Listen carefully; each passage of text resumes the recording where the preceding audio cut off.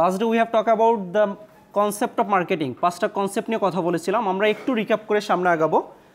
So আমরা mainly বলতেছিলাম এটা আমাদের স্টেপ 2, যে একটা মার্কেটিং স্ট্র্যাটেজি যে কোনো একটা কনসেপ্টের উপর ভিত্তি করে তৈরি করতে হয়।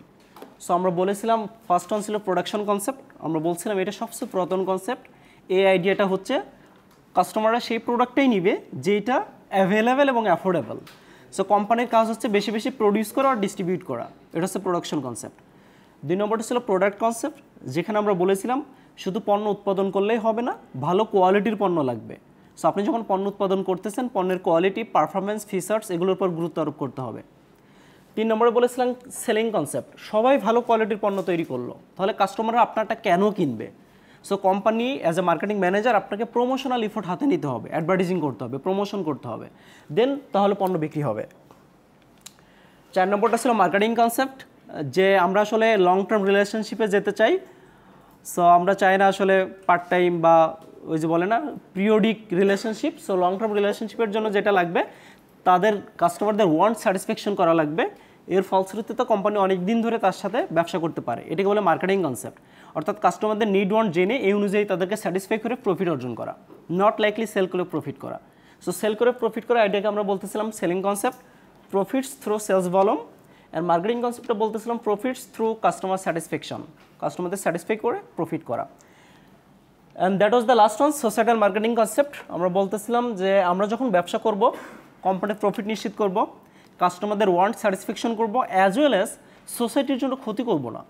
এই 3টা বিষয়কে আমরা একসাথে বলতেছিলাম সোসাইটাল মার্কেটিং কনসেপ্ট। সো একটা ট্রায়াঙ্গেল বা ত্রিভুজ আমরা দেখাচ্ছিলাম যে 3 জায়গায় 3 জনের স্বার্থ উদ্ধার হবে। এটা ছিল আমাদের লাস্ট দিন কথা বলা। আজকে আমরা শুরু করব স্টেপ নাম্বার 3। স্টেপ নাম্বার 3 আমরা বলতেছি construct and integrated marketing program that delivers superior value.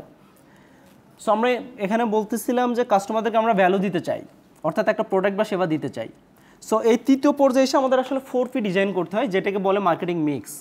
এই পুরো কোর্সটাতে আমরা এই মার্কেটিং মিক্সের বিস্তারিত পড়ব। সো এই যে 4টা P দেখেন একটু হাইলাইট করা আছে, product, price, place and promotion. এই কারো কাছে পানি আছে? একটু মেয়াদকে দাও তো পানিটা। সো আমরা বলতেছি মার্কেটিং মিক্স, এই যে টুলস হচ্ছে 4টা, product, price, place and promotion. এই 4টা নিয়েই মূলত আমাদের মার্কেটিং কোর্সটা ডিজাইন করা হয়েছে। সো আমরা যদি একটু সংক্ষেপে এখানে বলে রাখি, আমরা 3য় পর্যায়ে এসে 4টা P ডিজাইন করি। প্রোডাক্ট মানে হচ্ছে আমরা মিন করতেছি যে কোনো একটা physical goods or as well as services, যা মানুষের বা কাস্টমারদের কোনো একটা ওয়ান্ট স্যাটিসফাই করে, এটার নামই প্রোডাক্ট। এটা যদি আপনার কথা বলা দিয়ে হয় তাহলে কথা বলা সার্ভিস পাওয়া যায়, আপনারা জানেন তো না, যেটাকে আমরা সুন্দর করে বলি সঙ্গী বোঝেন, সঙ্গী সার্ভিস বাইরের দেশে খুব অ্যাভেলেবেল। কিছুটা যে আপনি লংলি ফিল করতেছেন, আপনার সাথে এসে গল্প করবে, কথা বলবে, নাথিং এলস। একটু আমরা আসতেছি, একটু প্লিজ শেষ করে আসতেছি। এক্সাম্পল নিয়ে আমরা পরে আবার কথা বলবো একটু। হ্যাঁ ঠিক আছে। 2 নম্বর হচ্ছে প্রাইস। প্রাইসের বাংলা হচ্ছে মূল্য। এই প্লিজ 2 নম্বর হচ্ছে প্রাইস। প্রাইস মানে হচ্ছে মূল্য। আমরা কোনো একটা প্রোডাক্ট বা সার্ভিস যে দামে কিনি এটাকে প্রাইস বলে। কাস্টমাররা সাধারণত এটাকে বলে তাদের ব্যয় বা মূল্য। অ্যাজ এ মার্কেটার আমরা এটা বুঝি, এই মূল্যটা হচ্ছে এমনটা, আপনার যে কোনো একটা পণ্য বা সেবা কিনলে দেখবেন এর উপরে লেখা আছে এমআরপি। সোমায়া বলো তো এমআরপি ফুল মিনিংটা কি? Maximum retail price. Maximum retail price এটাকে বলে এমআরপি। এই যে এইগুলো বলে এমআরপি মানে হচ্ছে ম্যাক্সিমাম রিটেল প্রাইস। বাংলায় লেখা থাকে সর্বোচ্চ খুচরা মূল্য, বা সংক্ষেপে অনেক সময় লেখা থাকে সর্বোচ্চ খুচরা মূল্য, এভাবেও লেখা থাকে সংক্ষেপে। সো এই যে প্রাইস অ্যাজ এ মার্কেটার আমরা এটা বুঝি, প্রাইস মানে আমাদের কাছে এটা হচ্ছে এরকম যে কোনো একটা পণ্য বা সেবার কস্ট, এর সাথে আমাদের একটা প্রফিট যোগ হয়, than equal to price. As a marketer বা বিজনেসম্যান আমাদের মতে এটা থেকে প্রাইস মানেই হচ্ছে এটা হচ্ছে কোম্পানির কস্ট আছে এখানে, এর সাথে একটা প্রফিট যোগ আছে, দেন প্রাইস হয়েছে। এই প্রাইস অনেকভাবেই করা যায়, আমরা সাধারণত যেটা বুঝি সেটা হচ্ছে সেটাকে বলে কস্ট প্লাস প্রাইসিং। যেমন সে ফর এক্সাম্পল এই পেনটা তৈরি করতে সাপোজ 18 টাকা খরচ হয়েছে টোটাল, আমি 2 টাকা লাভ করতে চাই, তাহলে এটার প্রাইস কত হবে? 20 টাকা। Very simple on. বাট এখন মনে করেন এই পেনটা হচ্ছে 20 টাকা, বাজারে এই ধরনের পেন সবগুলো যতগুলো আছে সবাই এই পেনটা বিক্রি করে 40 টাকা করে। আপনার পেনটা উৎপাদন খরচ এবং প্রফিট যোগ করলে হয় 20 টাকা। আপনার কি মনে হয় বাজারে যদি এটা ছাড়েন এটা বিক্রি হবে? কেন হবে না বলেন তো? সবাই আগেই মনে করবে নিশ্চয়ই কোনো ঘাপলা আছে, সবাই 40 টাকা দিচ্ছে এখানে 20 টাকা, যদি 38 টাকা হইতো তাও মানা যেত, কেন 20 টাকা হইলো কেন? সো সবসময় যে কস্ট প্লাস প্রাইসিং করলে ভালো প্রাইসিং করা যায় ব্যাপারটা এমন না, কম দামে বিক্রি করলে যে বেশি বিক্রি হবে ব্যাপারটা এমন না। সো আমরা যখন এভাবে প্রাইসিং করি এটাকে বলে কম্পিটিশন বেস প্রাইসিং। উন্নত প্রতিদ্বন্দ্বী যারা আছে তারা কীরকম দামে বিক্রি করতেছে এই অনুযায়ী বিক্রি করতে হবে। এর বাইরে আরও একটা প্রাইসিং আছে, যেমন মনে করেন অ্যাপল বা BMW কার বা রোলেক্স ঘড়ি, এগুলো কস্টের সাথে প্রাইসিংয়ের কোনো সম্পর্ক নেই, একে বলে ভ্যালু বেস প্রাইসিং। অর্থাৎ তারা একটা ভ্যালু ক্রিয়েট করে প্রোডাক্টের বা ব্র্যান্ডের, প্রমোশনের আলোচনা পরে। সো দেন এই ভ্যালু অনুযায়ী মানুষ ওই যে বলে না, বাংলাদেশে যখন আইফোন আসছে প্রথম, আপনাদের বড় ভাইদের বা সিনিয়রদের একটু জিজ্ঞাসা করবেন, সবাই পকেটটা একটু ছোটো করতো, নিচে একটা কিছু রাখতো, যে আইফোনটা রাখলে তো বোঝা যায় যে আইফোন কিনছে। এই আইডিয়া বোঝেন তো না?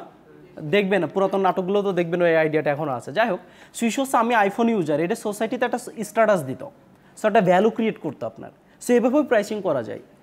মানুষ রোলেক্স ঘড়ি কেনে সময় দেখার জন্য না, রোলেক্স ঘড়ি পরে তার রোলেক্স ঘড়ি আছে এইটা দেখানোর জন্য। সো এইটা আসলে ডিপেন্ড করে না কস্টের উপরে, এইটাকে বলা হচ্ছে ভ্যালু বেস প্রাইসিং। আমরা এটা বিস্তারিত শিখবো পরে। সো আমরা বলতেছি প্রোডাক্ট, দেন প্রাইস, 3 নম্বর হচ্ছে প্লেস। প্লেস বলতে আমরা ডিস্ট্রিবিউশনকে বোঝাচ্ছি। দেখেন একটা পণ্য আসলে তৈরি করে যে তাকে ম্যানুফ্যাকচারার বলে বা কোম্পানি বলে, রাইট? সো কোম্পানি পণ্য তৈরি করার পর আমরা যদি এখানে ম্যানুফ্যাকচারার বা কোম্পানি বলি, CO ডট মানে কোম্পানি, আমরা সংক্ষেপে লিখতেছি M মানে ম্যানুফ্যাকচারার। এই পণ্যটা সরাসরি আসলে কাস্টমারের কাছে আসে না, ম্যানুফ্যাকচারার তৈরি করবার সাধারণত তার নিজস্ব ডিলার থাকে বা ডিস্ট্রিবিউটর থাকে বা এজেন্ট থাকে, যে কোনো একটা থাকে। এরপরে হোলসেলারের কাছে আসে, দেন রিটেলারের কাছে আসে, দেন আপনার কাছে আসে। এই যে বিভিন্ন ধাপ পার হয়ে আসলো না, এইটিকে বলে প্লেস বা ডিস্ট্রিবিউশন। ব্যাপারটা এমন না যে প্রত্যেক কোম্পানি এটা ফলো করবে, not likely that, but common ফিনোমেনা এরকম, এক এক কোম্পানি এক একটা ফলো করে। যেমন আপনি খেয়াল করবেন ইলেকট্রনিক্স গুডসের ক্ষেত্রে যেগুলো ব্র্যান্ডেড, এগুলোতে সাধারণত কোনো হোলসেলার নাই, একজন ডিলার আছে, তার কাছ থেকে আপনি কেনেন। এই ডিলার আপনার বাসায় পৌঁছে দিয়ে ইনস্টল করে দিয়ে যায়। সে ফর এক্সাম্পল এই যে এসিটা, এখানে কোনো রিটেলার নাই, সরাসরি ডিলার, কোম্পানির ডিলার, দেন আপনি, আর কেউ নাই। অনেক পণ্য হচ্ছে সরাসরি ভিতরে হোলসেলার ডিলার কেউ নেই, সরাসরি আপনি ম্যানুফ্যাকচারার টু আপনি। যেমন বিকালে যখন আপনি নাস্তা করতে যাবেন পিঠার দোকানে বা বার্গারের দোকানে, ম্যানুফ্যাকচারার যিনি, আপনি কাস্টমার, সরাসরি, ভিতরে আর কেউ নাই। সো এক এক প্রোডাক্টের ক্ষেত্রে বা এক এক কোম্পানির ক্ষেত্রে এক একটা ফলো করা হয়, বাট এটা একটা কমন ফিনোমিনা যেভাবে ডিস্ট্রিবিউট হয়। যেমন আপনি ম্যাটাডোর গিরপার জেল কিনছেন, এটা আপনি রিটেলের দোকান থেকেই কিনছেন, তাই না? আপনি তো ডিলারের কাছে যাননি, একটা মুদিখানার দোকানে গেছেন বা রিটেলের কাছে গেছেন। এই যে রিটেলের দোকানে পণ্যটা কীভাবে আসছে, সে ডিলারের কাছ থেকে ভ্যানে করে নিয়ে আসছে, অথবা ম্যানুফ্যাকচারার ভ্যানে করে তার দোকানে পৌঁছাইছে। এই ব্যাপারটাকে বলে প্লেস।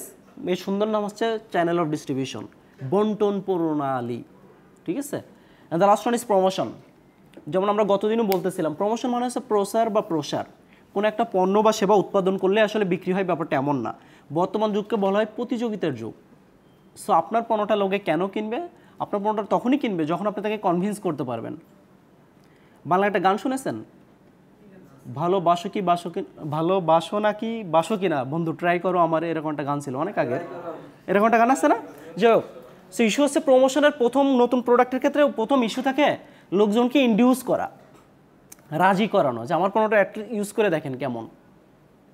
সো একটা পর্যায়ে যেটা হয়, আমরা এগুলো ডিটেলস পড়বো, আমি জাস্ট একটু ধারণা দিচ্ছি যে কোথায় কোন প্রোগ্রামে কখন প্রমোশনের কাজ করবো, অ্যাডভার্টাইজিং করবো নাকি পেপারে দিব নাকি দেয়াল লিখন দিব, এগুলো ডিপেন্ড করে যে আমার প্রোডাক্ট বা সার্ভিস কোনটা, এর কাস্টমার কারা, তারা আসলে কোন মিডিয়াতে অ্যাভেলেবেল, সেগুলো ডিপেন্ডস।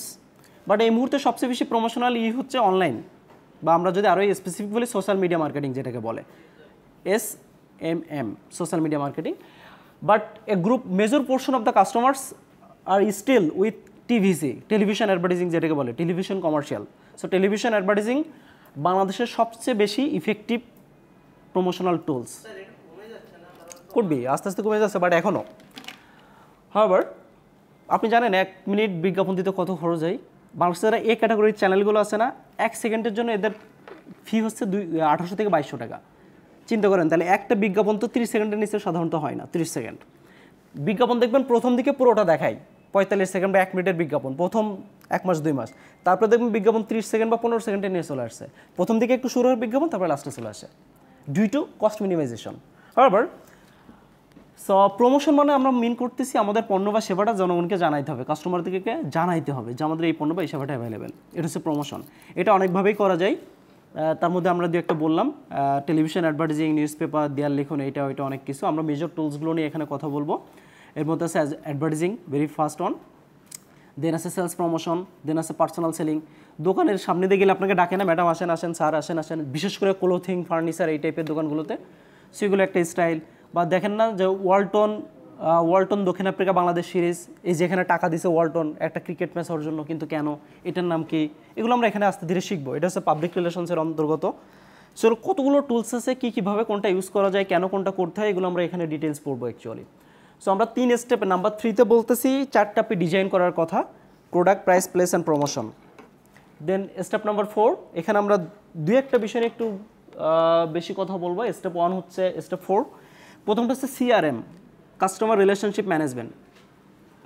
এটিএম বুথের সামনে দেখবেন লেখা আছে এমনটা 24/7 CRM এটিএম, এগুলোর ফুল মিনিং আমরা বুঝি নিশ্চয়ই। 24/7 মানে কি? 24/7 এটিএম মানে কি? CRM মানে কি? আমরা এখানে এটাই বলতেছি, কাস্টমার রিলেশনশিপ ম্যানেজমেন্ট, যেটার উদ্দেশ্য হচ্ছে কাস্টমারদের সাথে একটা সম্পর্ক মেনটেন করা, নাথিং এলস। লং টার্মে তাদের কাছ থেকে প্রফিট ম্যাক্সিমাইজেশন করতে চাই, এই জন্য। The overall process of building and maintaining profitable customer relationships by delivering superior customer value and satisfaction. So যেটা বললাম, CRM এর উদ্দেশ্য হচ্ছে এটাই। Then CPV, customer perceived value and customer satisfaction. Customer স্যাটিসফ্যাকশনে আমরা গতদিন বলছি satisfied customers as well as dissatisfied customers. এখানে আমরা এটা বলতেছি, যদি আপনার এক্সপেকটেশন অনুযায়ী পারফরমেন্স থাকে প্রোডাক্ট বা সার্ভিসের, দেন আপনি স্যাটিসফাইড হন। যদি নিচে থাকে তাহলে ডিসস্যাটিসফাইড হন, যদি উপরে থাকে তাহলে ডিলাইটেড হন বা উৎফুল্ল হন। আমরা ভিতরেরটা নিয়ে একটু কথা বলতে চাই। CPV, customer perceived value. আমরা গতদিন বলতেছিলাম শুধু ভ্যালুর কথা, এটাকে সংক্ষেপে CPV বলে, customer perceive value. So CPV আমরা গতদিন বলতেছিলাম হচ্ছে value equal to benefit by cost. আমরা যদি এটা মনে করতে পারি, ভ্যালু ইকুয়াল টু আমরা বলতেছিলাম বেনিফিট গ্রেটার দ্যান কস্ট, এটাকে ভ্যালু বলে। কাস্টমার পারসিভ ভ্যালু এরকম, total customer benefit greater than total customer cost. এটা হচ্ছে একই, এটা আমরা একটু ডিফারেন্সিয়েট করে বলতেছি। এখন এই বেনিফিট বলতে কি কি আছে আর কস্ট বলতে কি কি আছে? এখানে বেনিফিট বলতে 4টা বেনিফিট আছে, কস্টেও 4টা কস্ট আছে। কোনো একটা পণ্য বা সেবা ক্রয়ের জন্য আপনাকে 4 ধরনের বেনিফিট আপনি এখান থেকে খোঁজেন, একইভাবে আপনার 4 ধরনের কস্ট হয়। 1 নম্বর মনে করেন প্রোডাক্ট বেনিফিট, আমি সংক্ষেপে লিখতেছি। 2 নম্বর আছে সার্ভিস বেনিফিট, 3 নম্বর পার্সোনাল বেনিফিট, 4 নম্বর আছে ইমেজ বেনিফিট। এরকম 4 ধরনের কস্ট আছে। একটা আছে মানিটারি কস্ট, আপনাকে টাকা খরচ করতে হয়। 2 নম্বর আছে এনার্জি কস্ট, আপনার শক্তি সামর্থ্যের ব্যয় হয়। 3 নম্বর আছে সাইকোলজিক্যাল কস্ট, আচ্ছা 3 নম্বরে টাইম কস্ট, 4 নম্বরে সাইকোলজিক্যাল কস্ট। লিখতে হবে না, আপনি পাবেন অনলাইনে অ্যাভেলেবেল, বইতেও পাবেন। বাট এই আইডিয়াটা একটু আমরা বলতে চাচ্ছি। কাস্টমার পারসিভ ভ্যালু অর্থাৎ কোনো একটা পণ্য বা সেবা কেনার পর কোনো একজন কাস্টমার কীরকম ভ্যালু পাইলো, বেনিফিট কেমন পাইলো, কীভাবে ডিফারেন্সিয়েট করে বা কীভাবে সে হিসাব করে, সেই হিসাবটা হচ্ছে এরকম। So CPV equal to total customer benefit and total customer cost. কোনো একটা পণ্য কেনার পর সে দেখে এই প্রোডাক্ট থেকে সে কীরকম বেনিফিট পাচ্ছে, অ্যাজ ওয়েল অ্যাজ এই প্রোডাক্টের সাথে রিলেটেড সার্ভিস যদি থাকে, এই সার্ভিস বেনিফিট সে পাইছে কিনা। যেমন মনে করেন আপনি 5th ফ্লোর বা 6th ফ্লোর থেকে একটা কম্পিউটার কিনলেন, এই কম্পিউটার আপনাকে নিয়ে যেতে হবে না বাসায়, তাহলে দেখবেন ওই সেলসম্যান যারা আছে ওরা আপনাকে নিচে গাড়িতে দিয়ে যাচ্ছে, সার্ভিস বেনিফিট। এখন যদি দেয় তাহলে আপনি এটা পাইলেন, যদি না দেয় পাইলেন না।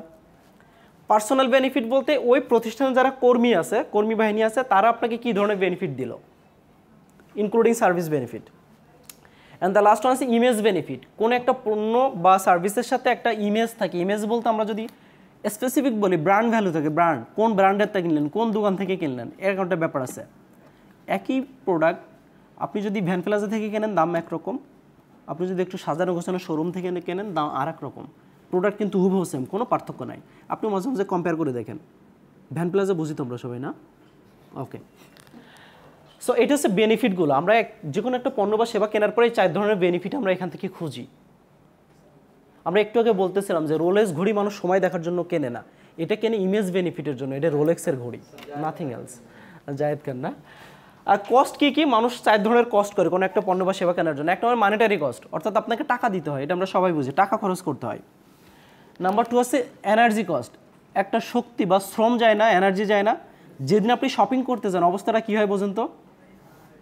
বা রামাদান, যখন রামাদানের সময় সাধারণত মানুষ রোজা রেখে শপিং করতে চায় না, যে সন্ধ্যার পরে যাবে, ইফতারি পরে যাবে, ডিউ টু এনার্জি লস হবে। নাম্বার 3 টাইম কস্ট, একটা নির্দিষ্ট সময় যায় আপনার ওখানে, সময় ব্যয় হয়। সো আজকে বিকেলে যাবেন নাকি সকালে যাবেন, কখন যাবেন আজকে, বা একটা টাইম দিতে হয় শপিংয়ের জন্য বা কেনাকাটার জন্য। লাস্ট ওয়ান সাইকোলজিক্যাল কস্ট, আপনার একটা মেন্টাল প্রেশার পড়ে, কোনটা কিনবেন কম্পেয়ার করে বুঝতে পারেন না, কেনার পরে ভাবেন যে ঠকলাম নাকি জিতলাম। এই যে একটা সাইকোলজিক্যাল প্রেশার যায়, এটাকে সাইকোলজিক্যাল কস্ট বলে। সো কোনো একটা পণ্য কেনার সাথে আমরা 4টা বেনিফিট খুঁজি, অ্যাজ ওয়েল অ্যাজ আমাদের 4টা কস্টও করতে হয়। এই আইডিয়াকে, এই তুলনামূলক বিষয়টাকে বলে কাস্টমার পারসিভড ভ্যালু। সো এরপরে সে ভ্যালু খোঁজে পণ্য থেকে। এগুলো নিয়ে খুব বেশি কথা বলবো না। Customer engagement marketing as like CRM, customer consumer generated marketing মানে হচ্ছে ওয়ার্ড অফ মাউথ। আপনি যদি আমার এখানে আমাদের ইউনিভার্সিটি থেকে পড়ে ভালো ফিল করেন, আপনার ফ্রেন্ডস অ্যান্ড ফ্যামিলিদের বলবেন, তারাও আমাদের এখানে আসবে। এটাকে বলে কনজিউমার জেনারেটেড মার্কেটিং। আপনি কোনো একটা পণ্য বা সেবা নিছেন এক দোকান থেকে, এটা আপনি ভালো ফিল করছেন, আপনি আর 5 জনকে জানাবেন। তাহলে এই মার্কেটিংটা আসলে আমি নিজে করি নাই, আপনার মাধ্যমেই হয়েছে। এটাকে বলে consumer generated marketing. And the last one is PRM. PRM মানে হচ্ছে পার্টনার রিলেশনশিপ ম্যানেজমেন্ট। তাহলে পার্টনার কারা? আমরা বলতেছি কাস্টমার রিলেশনশিপ ম্যানেজমেন্ট। কাস্টমার আমরা বুঝছি, পার্টনার আসলে কারা? কোনো একটা নির্দিষ্ট প্রতিষ্ঠানে মার্কেটিং ডিপার্টমেন্ট ছাড়াও আরও অনেক ডিপার্টমেন্ট আছে, এবং অ্যাজ ওয়েল অ্যাজ মার্কেটিং ডিপার্টমেন্টকে অন্য প্রতিষ্ঠানের সাথেও কাজ করতে হয়। যেমন মনে করেন অ্যাডভার্টাইজিং এজেন্সি, বা যেমন মনে করেন কোনো একটা মডেলের সাথে যখন অ্যাডভার্টাইজিং করতে হয়, সব কিছু মিলে যারা আমার মার্কেটিংয়ের সাথে ওতপ্রোতভাবে জড়িত, এদেরকে বলি আমরা পার্টনার। যখন আমি একটা মার্কেটিং ক্যাম্পেইন ছাড়বো, তাহলে আমার ফাইন্যান্স লাগবে, সো ফাইন্যান্স ডিপার্টমেন্টের সাথে যোগাযোগ করতে হয়। আমার ম্যান পাওয়ার লাগবে, সো এইচআরএম ডিপার্টমেন্টে যোগাযোগ করতে হয়। সো এই যে পুরো ব্যাপারটা, এটাকে বলে পার্টনার রিলেশনশিপ ম্যানেজমেন্ট। সো এদের সাথে একটা রিলেশনশিপ মেনটেন করা অ্যান্ড বিল্ড করা, এটাকে বলে PRM. Then the last step, step number 5, capture value from customers in return. আমরা কাস্টমারদের সাথে অনেক ভালো সম্পর্ক তৈরি করলাম, অনেক বেচা বিক্রি হলে, এখন আমাদের কাজ হচ্ছে প্রফিট নিশ্চিত করা। সো প্রফিট ধরে রাখার জন্য বা রিটার্নে আমাদের ভ্যালু, অর্গানাইজেশন ভ্যালু চাই, তার মানে প্রফিট অর্জন করতে চাই। সো এগুলোর জন্য আমাদের যেটা করতে হয়, creating customer loyalty and retention. Loyal customer বোঝেন? লয়াল লোক তো আমরা বুঝি না, দোস্ত তুই খুব আমার লয়াল লোক বলে না, ইজ এ লয়াল। সো বিশ্বস্ত। সো এরকম কাস্টমারদের মধ্যে লয়াল কাস্টমার থাকে। যেমন মনে করেন আপনি সাধারণত যে মুদি দোকান থেকে কেনাকাটা করেন, কেউ যদি করে থাকেন, সো আপনি যদি ওই দোকানদারের লয়াল হন, তাহলে দেখবেন আপনি যাওয়ার পরে যদি ওই দোকানে ভিড় থাকে, আপনাকে বলবে ভাই বসেন চা খান, ভিড় ঢিল কমে যাবে, ভাই বলেন কী নিতে আসছিলেন। তার মানে সে জানে আপনাকে ওয়েট করালে আপনি চলে যাবেন না। অন্য কাস্টমার যারা আছে নতুন আসছে, তাদেরকে আগে দিতে হবে, আপনাকে পরে দিলেও হবে। তো আপনি লয়াল কাস্টমার। হ্যাঁ, সো এটা হচ্ছে লয়াল কাস্টমার। রিটেনশন মানে হচ্ছে ধরে রাখা। সো কাস্টমার লয়ালিটির মাধ্যমে কাস্টমার ধরে রাখা যায়। যারা লয়াল কাস্টমার তৈরি হয় না, তারা চলে যায়, সুইচ করে। বাট লয়াল কাস্টমার তারা সাধারণত সুইচ করে না। গ্রোয়িং শেয়ার অফ কাস্টমার্স, কাস্টমারদের সংখ্যা বৃদ্ধি করা। আমরা এমনটা মনে প্রথম দিনই বলতেছিলাম মার্কেট শেয়ারের কথা। যে কোনো একটা নির্দিষ্ট মার্কেটে আমাদের শেয়ার কতটুকু আমরা কিভাবে বুঝবো? টোটাল মার্কেট শেয়ার অনুযায়ী আমাদেরটা ভাগ করলে আমরা বুঝতে পারবো আমাদের শেয়ার কতটুকু। সে ফর এক্সাম্পল আমরা বলতেছিলাম কোনো একটা নির্দিষ্ট মার্কেটে সাপোজ 100 জন কাস্টমার আছে এবং আমার এখানে 30 জন আমার কাস্টমার, তাহলে আমার মার্কেট শেয়ার কত? 30%। এটা তো বোঝা খুব জটিল কঠিন কিছু না। প্রত্যেকটা কোম্পানির উদ্দেশ্য থাকে এই পার্সেন্টেজ বাড়ানো, অর্থাৎ বেশি কাস্টমার দখল করা। এই বেশি কাস্টমার দখল করা যায় দুইটা ভাবে। একটা হচ্ছে অন্য কাস্টমার ভাগাই নিয়ে বুঝি তো, অন্যের কাস্টমার নিয়ে আসবো, আদারওয়াইজ নতুন কাস্টমার যারা আসবে তাদেরকে আমি নিব, বুঝছেন? এইভাবে নতুন কাস্টমার নেওয়া যায়। এটাকে বলে গ্রোয়িং শেয়ার অফ কাস্টমার। কাস্টমারদের সংখ্যা বৃদ্ধি করা, আমাদের মার্কেট শেয়ার বাড়াইতে হবে, এই আইডিয়াকে বলে মার্কেট শেয়ার। যেমন আপনি মনে করেন যারা বাংলাদেশে নতুন ফোন ইউজ করবে, বাংলাদেশে মনে করেন এই মুহূর্তে 100 জন ফোন ইউজার আছে, নতুন একজন আসলো, তাহলে 101 জন হলো। এই যে নতুন একজন আসলো, গ্রামীণ ফোন বা রবি বা বাংলালিংক যেই নিল, তার কাস্টমার বাড়লো না? এইটা একটা ইস্যু। আরেকটা ইস্যু হচ্ছে মনে করেন এই মুহূর্তে 100 জন আছে, গ্রামীণ ফোনের আছে 50 জন। সো গ্রামীণ ফোন এটাকে 60-এ রূপান্তর করতে চাই। এই জন্য দেখবেন সে অফার দিচ্ছে আপনাকে, আপনি আমার এখানে চলে আসেন, আপনাকে নতুন সিম দিব, 20 টাকা রিচার্জে 500 টক টাইম ফ্রি দিব, 500 SMS ফ্রি দিব, 2 GB নেট দিব। উদ্দেশ্য কি? উদ্দেশ্য আপনার নতুন কোনো খরচ হবে না। আপনি এইটা দিয়ে 500 জনকে SMS দিয়ে দিবেন, আপনার কন্ট্যাক্ট লিস্টে 500 জন লোক আছে, হয়তো 500 জনকে মেসেজ দিবেন, this is my new number.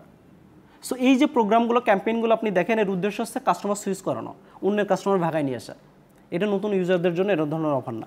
আবার সেটাকে বলে গ্রোয়িং শেয়ার অফ কাস্টমার্স, প্রত্যেকটা কোম্পানি এটা করে। And the last one is building customer equity.